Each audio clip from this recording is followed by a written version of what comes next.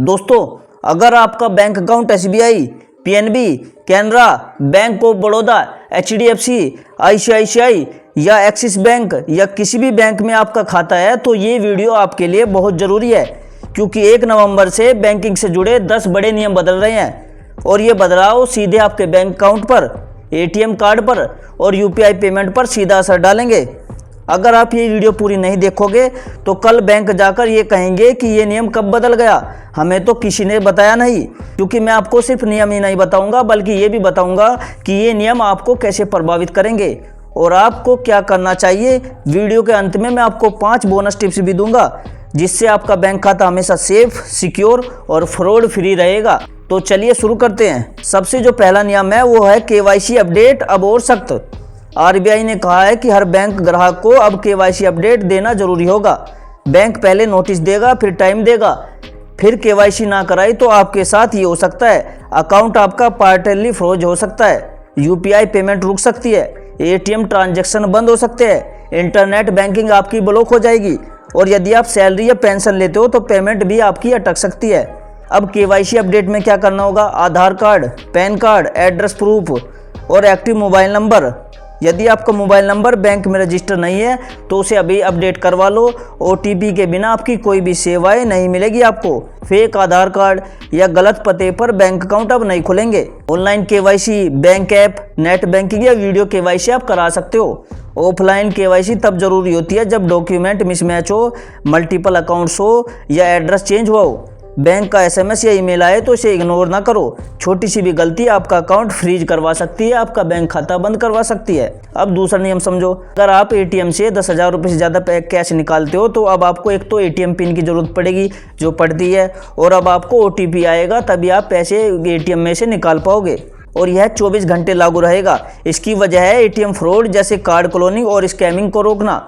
अगर आपका फ़ोन पुराना है या एसएमएस नहीं आ रहा तो ट्रांजैक्शन नहीं होगा, इसलिए अपने बैंक में नंबर अपना अपडेट करवा लो और एसएमएस अलर्ट ऑन रखो। ध्यान रखो, ओटीपी किसी भी रैंडम लिंक पर नहीं डालना है, केवल बैंक द्वारा भेजे गए ओटीपी का ही यूज करना।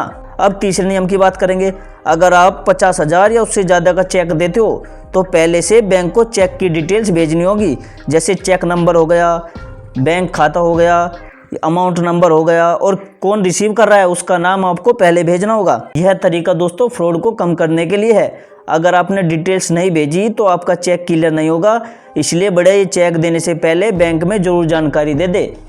ठीक है, आगे इस बात समझ में। देखो, चौथा जो नियम है वो है क्रेडिट कार्ड वालों के लिए। देखो, कार्ड कंपनी है, उन्होंने रिवॉर्ड्स और रेडिपेंटेशन रूल्स बदल दिए हैं। कुछ वॉलेट्स पर अब रिवॉर्ड मिलने बंद हो जाएंगे, फ्यूल पर रिवॉर्ड्स घटे हैं, कैशबैक और ट्रेवल कैटेगरी की शर्तें बदली है।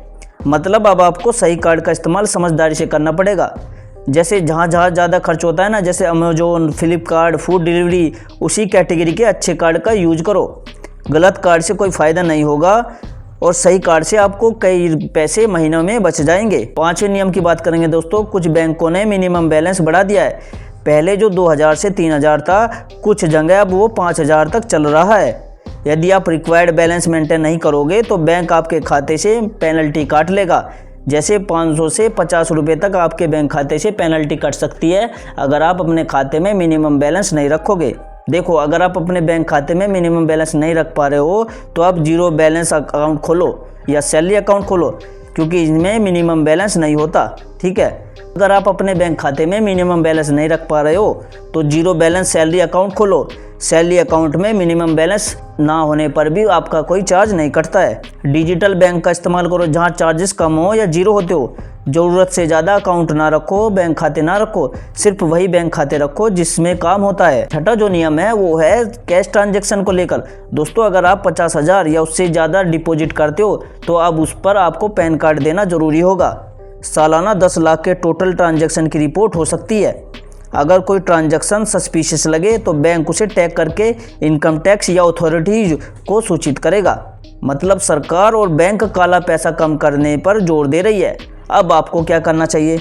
एक तो ज़्यादा नगद मत रखो, ज़रूरत के मुताबिक ही अपने खाते में कैश रखो, अपनी जेब में कैश रखो। Digital payment, UPI, net banking cards, इनका ज़्यादा यूज करो। इनके रिकॉर्ड्स रहते हैं और परेशानी भी कम होती है। बैंक स्टेटमेंट हर महीने चेक करते रहो ताकि किसी भी अनजान एंट्री का समय पर पता चल सके। अगर अचानक आपके खाते में अनपेक्षित पैसा आ जाए तुरंत बैंक को बताओ और ट्रांजैक्शन का विवरण जरूर दर्ज करवाओ। इससे इन्वेस्टिगेशन में आपकी हेल्प होगी। सातवां जो नियम है वो है यूपीआई वालों को लेकर। देखो, नए यूजर्स के लिए पहले 72 घंटों तक यूपीआई नेट बैंकिंग पर लो लिमिट लागू होगी। इसका मकसद फ्रॉड को रोकना है। पुराने कस्टमर पर ज़्यादा असर इसका नहीं होगा। नए यूजर को थोड़ा प्रैक्टिस रखना होगा और इनिशियल वेरिफिकेशन पूरा करना होगा। अब 8वें रूल्स की बात करेंगे। देखो, अब इंटरनेशनल ट्रांजैक्शन पर डिफ़ॉल्ट रूप से बंद रहेगी। आपको मैन्युअली इंटरनेशनली ऑन करना होगा। अगर कार्ड चोरी हो जाए तो 5 सेकंड में बैंक ऐप या यूपीआई ऐप से उसे ब्लॉक कर सकते हो। अब बात करते हैं 90 बड़े बदलाव की। देखो, अगर बैंक 30 दिन के अंदर आपकी कंप्लेंट को रिसोल्व नहीं करता तो आरबीआई उस पर तुरंत कार्रवाई करेगा। इसका मतलब अब ग्राहक की शिकायतों पर बैंक आसानी से नज़रअंदाज नहीं कर सकेगा। कस्टमर पावर बढ़ जाएगी। शिकायत दर्ज कराओ और समय पर आप फॉलोअप करो। दोस्तों, जो 10वां बदलाव आया है वो एनआरआई अकाउंट्स को लेकर आया है। देखो, एनआरआई अकाउंट्स के लिए केवाईसी और डॉक्यूमेंटेशन और सख्त कर दिए गए हैं। अगर किसी की एनआरआई अकाउंट में फेक या गलत डॉक्यूमेंट पाए जाते हैं तो बैंक बिल्कुल भी वार्निंग देने से पहले उसे अकाउंट को बंद कर देगा। अगर आप एनआरआई अकाउंट रखते हो तो डॉक्यूमेंट सही रखें और हर केवाईसी रिक्वेस्ट को समय पर पूरा करें। दोस्तों, अब मैं आपको कुछ बोनस टिप्स बताता हूं जो सिर्फ मैं अपनी खास ऑडियंस के लिए लाता हूं। देखो, अगर आप बैंकिंग यूज कर रहे हो तो पब्लिक वाईफाई पर बैंकिंग बिल्कुल भी मत करना। फ्री वाईफाई पर बैंकिंग करना बेहद रिस्की होता है। हैकर आसानी से डेटा चुराकर आपके अकाउंट को खाली कर सकते हैं, इसलिए सावधान रहना। दोस्तों, जो दूसरा मेरा बोनस टिप्स है, अपने फ़ोन में स्क्रीन लॉक और ऐप लॉक जरूर लगा कर रखो। दोस्तों, जो दूसरा मेरा बोनस टिप्स है, अपने फ़ोन में स्क्रीन लॉक और ऐप लॉक जरूर लगा कर रखो। आपका फ़ोन खो गया तो यूपीआई और बैंक ऐप्स आपके सुरक्षित रहेंगे और उन तक कोई नहीं पहुंच पाएगा। तीसरा जो मेरा बोनस टिप्स है, एसएमएस अलर्ट और ईमेल अलर्ट्स ऑन रखो। ये अलर्ट्स आपको सस्पिशियस एक्टिविटी तुरंत बता देते हैं।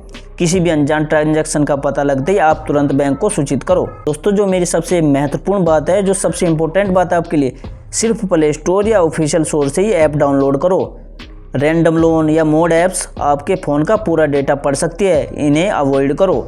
ठीक है, अगर आप अपने फ़ोन में कोई भी ऐप डाउनलोड कर लेते हो गेम का या किसी भी चीज़ का, तो ये सावधान रहना, प्ले स्टोर से ही उस चीज़ को डाउनलोड करना है ऐप्स को। ठीक है, कभी भी थर्ड पार्टी वेबसाइट से लोन ऐप्स बिल्कुल भी डाउनलोड मत करना। तो दोस्तों, दुनिया अब पूरी तरह डिजिटल हो रही है।